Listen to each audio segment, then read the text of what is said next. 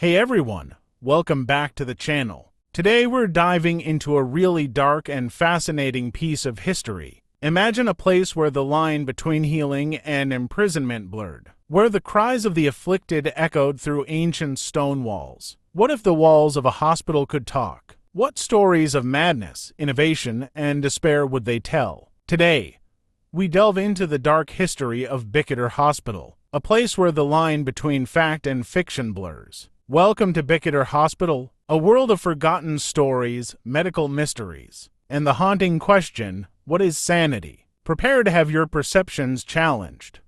Bicêtre Hospital, officially known as Hospital Bicêtre, has a history that stretches back to the medieval period. Its origins can be traced to the 13th century when it was established as a military hospital and hospice. The site was initially a castle owned by John, Duke of Berry, and later became a hospital under the name Commandery de Bicêtre. Over time, the name evolved to Bicêtre. In the 17th century, Bicêtre underwent a significant transformation. It transitioned from a military hospital to a general hospital with a broader mandate. This change was driven by the need to address the growing social issues of poverty, vagrancy, and mental illness in Paris. Bicêtre became a place to house a diverse population, including the poor, the disabled, criminals, and the mentally ill. During the 18th century, Bicêtre gained a notorious reputation as a place of confinement and harsh treatment. The hospital was overcrowded, understaffed, and lacked proper medical care. Inmates, including the mentally ill, were often subjected to brutal conditions, including inhumane treatment,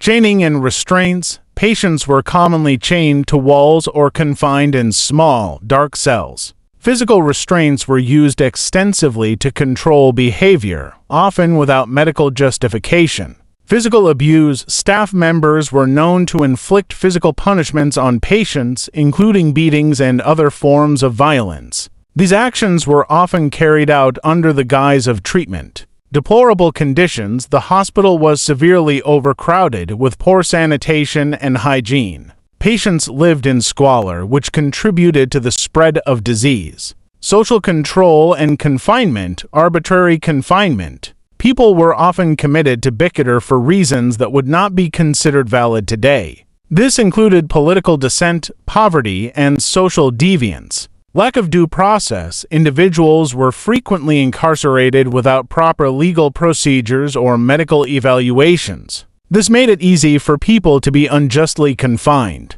Marginalized groups: the hospital housed a wide range of marginalized individuals, including the mentally ill, criminals, orphans, and the disabled. These groups were often treated as outcasts and subjected to harsh conditions. Medical experimentation: unethical practices. Medical experiments were conducted on patients without their consent or understanding of the risks. These experiments were often invasive and caused significant harm. Lack of medical knowledge: early medical treatments were based on limited scientific understanding.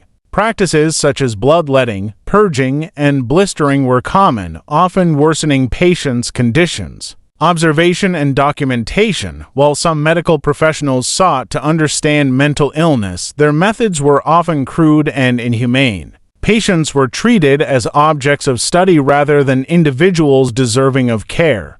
Neglect and abandonment: inadequate care. Patients were often neglected, with limited access to food, clothing, and basic necessities. This neglect led to malnutrition, illness, and a high mortality rate. Isolation: many patients were isolated from the outside world, with little or no contact with family or friends. This isolation contributed to their sense of hopelessness and despair. Lack of empathy: staff members often lacked empathy for the patients, viewing them as a nuisance or a threat. This attitude perpetuated the cycle of abuse and neglect. A turning point in the history of Bicêtre came with the appointment of Philippe Pinel as the chief physician in 1793. Pinel was a pioneer in the movement for the humane treatment of the mentally ill. He believed that mental illness was a medical condition that could be treated with compassion and understanding, rather than punishment and confinement. Pinel's reforms at Bicêtre were revolutionary.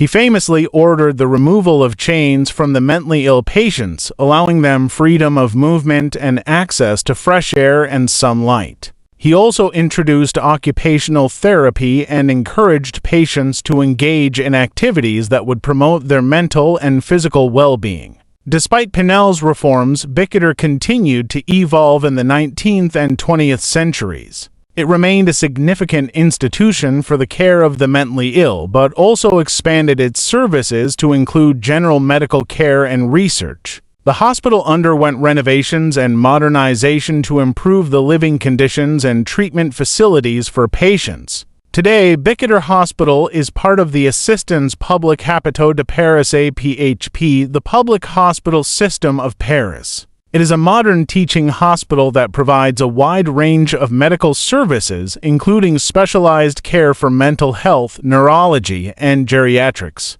The hospital also conducts research and training programs for medical professionals. Bicêtre Hospital has a long and complex history marked by periods of neglect and reform. From its origins as a military hospital to its transformation into a general hospital and asylum, Bicêtre has played a significant role in the history of medicine and social welfare in France. The reforms of Philippe Pinel stand as a testament to the importance of humane treatment in mental health, and Bicêtre continues to serve as a reminder of the progress that has been made in the understanding and treatment of mental illness. The story of Bicêtre is a stark reminder of how far we've come and how far we still have to go in our understanding of the human mind. What did you find most unsettling or thought-provoking about this journey? Share your thoughts in the comments below, and don't forget to subscribe for more explorations into the shadowy corners of history and the human psyche. Thank you for watching.